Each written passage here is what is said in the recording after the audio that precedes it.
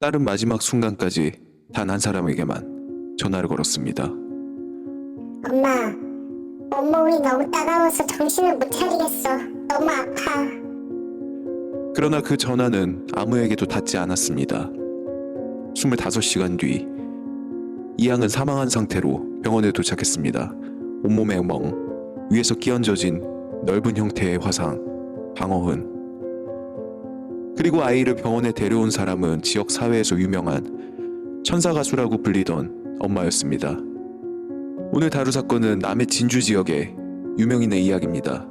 공사, 기부, 홍보대사, 트로트 가수, 진행자, 그 모든 이미지를 업고 살아가던 한 여성이 자신의 딸을 폭행하고 방치하여 사망에 이르게 한 사건입니다.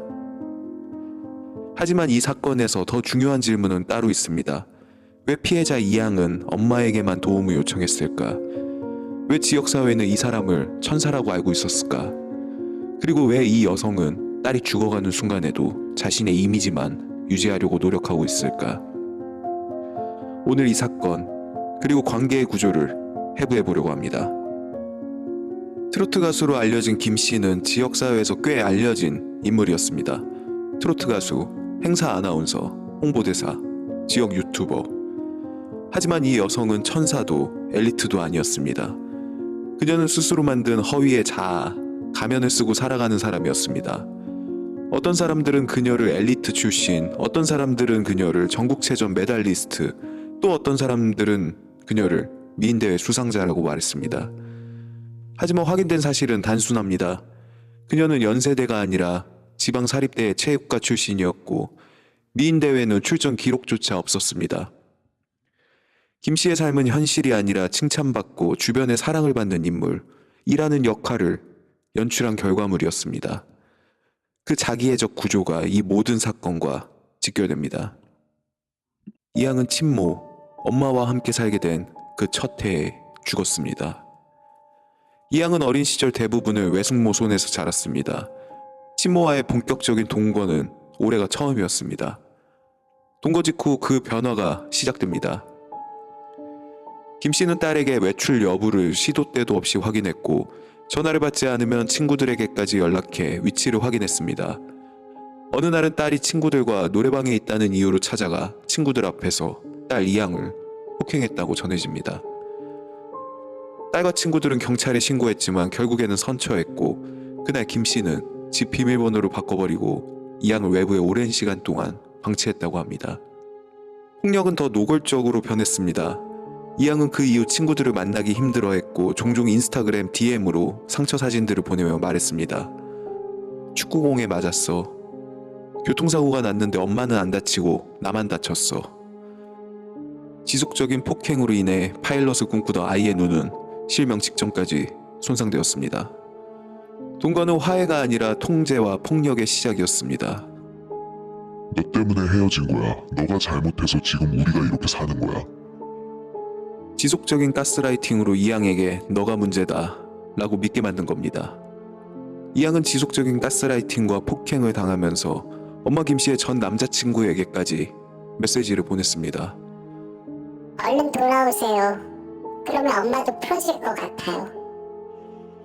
피해자가 가해자를 걱정하는 역전된 구조, 전형적인 가스라이팅이었습니다. 정신과 전문의는 말합니다. 김 씨는 단 한 번도 엄마였던 적이 없습니다. 하지만 이양에게 김 씨는 항상 엄마였습니다. 이 역전된 위치는 딸의 정상적인 판단을 마비시켰고 외부로 향하는 모든 탈출구를 차단했습니다.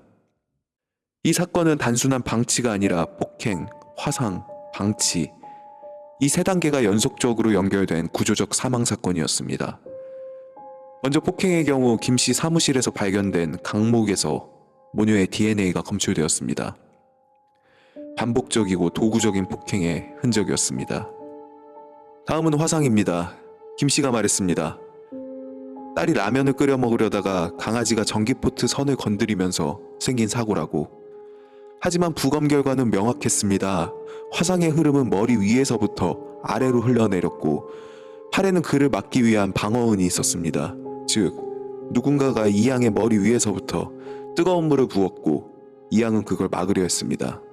그리고 마지막 단계인 방치. 이양은 숨진 그날 남해문화원 주차장 차량 뒷자리에서 25시간이나 홀로 방치되었습니다. 그 사이 이양은 엄마 김씨에게 9통의 전화를 남겼습니다.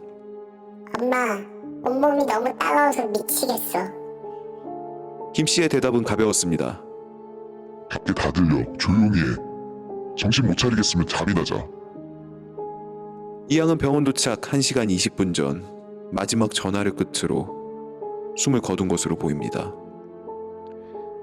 이양이 좁은 자동차 뒷자리에서 고통으로 신음하던 그 순간 김씨는 지인과 이런 카톡을 주고받습니다. 시원하니 좋네요. 사람 사는 거 별거 있나요? 내일 행사라 밤새우기로 했어요. 히읗히읗. 지인은 이 모든 사건의 전말이 밝혀진 후 말했습니다. 생각해보니까 저 사람 사이코 아니에요? 딸이 차 안에서 고통으로 신음하는 그 사이 딸의 생사보다 자기 기분과 주변 이미지를 우선한 반응, 자기애성 성향의 전형이었습니다. 딸이 죽은 뒤에도 김 씨는 진실이 아니라 서사를 만들었습니다. 경찰 조사가 시작되고 구속되자 김 씨는 말했습니다. 전 남자친구 안 씨가 딸을 폭행했다. 안 씨가 내 딸을 성추행했다. 나는 억울하다. 하지만 30년 지인 윤 씨는 이렇게 말합니다. 그 여자 말하는 거 다 거짓말이야, 거짓말. 안 씨가 오히려 피해자라니까? 안 씨 말고도 피해자 더 많아요. 그의 말에 따르면 첫 번째 남편은 김 씨가 상습적으로 폭행하여 떠나갔고 그 다음 사귀던 직업군인도 이용할 가치가 사라지자 가스라이팅으로 극단적인 선택을 하게 만들었다고 합니다. 그 이후 만난 게 안 씨였다고 합니다. 김 씨는 옥중에서도 문화원장님과 소방서장님이 자신에게 변호사를 붙여줬다고 말했습니다. 그러나 두 기관 모두 처음 듣는 이야기라며 김 씨와의 관계를 부정했습니다. 딸의 죽음 전에도 죽음 후에도 김 씨는 현실이 아닌 자기 서사에 집착하는 동일한 패턴을 보이고 있었습니다. 도대체 김 씨는 왜 그랬던 걸까요? 현실을 부정하고 조작해가면서 왜 자기가 만든 환상의 세상에서 벗어나지 못하는 걸까요? 이 사건의 핵심 구조는 세 가지로 볼 수 있습니다. 첫 번째는 자기애적, 허위 자아입니다. 사회적 이미지를 위해 현실을 조작하고 그 이미지 유지를 위해 폭력과 거짓을 반복하는 겁니다. 두 번째는 가스라이팅을 통한 고립으로 자신의 삶을 유려하게 만들려고 했습니다. 이에 딸 이양은 외부와 단절된 채 엄마만이 유일한 세계로 믿게 되었고 엄마가 원하는 대로 행동하기 시작했습니다. 마지막으로 폭력은 늘 단계적으로 진화합니다. 통제하고 우발적으로 폭행을 하다가 결국에는 강목이라는 도구를 사용하여 폭행하고 그 상습적인 폭행 속에서 화상이 발생합니다. 그리고 그 상처를 모른 척하고 방치함으로써 사망까지 이르는 구조적인 폭력에 진합니다. 이 사건의 가장 큰 비극은 폭력이 아닙니다. 딸 이양이 외부로 향하는 모든 길을 잃었다는 것이었습니다. 9통의 전화. 그 아이는 끝까지 엄마에게만 연락했습니다. 경찰, 소방서, 주변 지인에게 연락해서 구조된 이후에 김 씨로부터 자신에게 닥쳐올 고통을 이겨낼 자신이 없었던 겁니다. 그 신호는 구조 요청이 아니라 이미 완성된 고립 구조의 증거였습니다. 우리 모두 누군가에게는 첫 번째 부모가 됩니다. 누군가의 자식으로는 모두들 살아보았지만 누군가의 부모가 되는 일은 아이를 낳고 키우며 처음 겪는 일입니다. 그러나 김 씨는 단 한 번이라도 부모이고 엄마였던 적이 있을까요?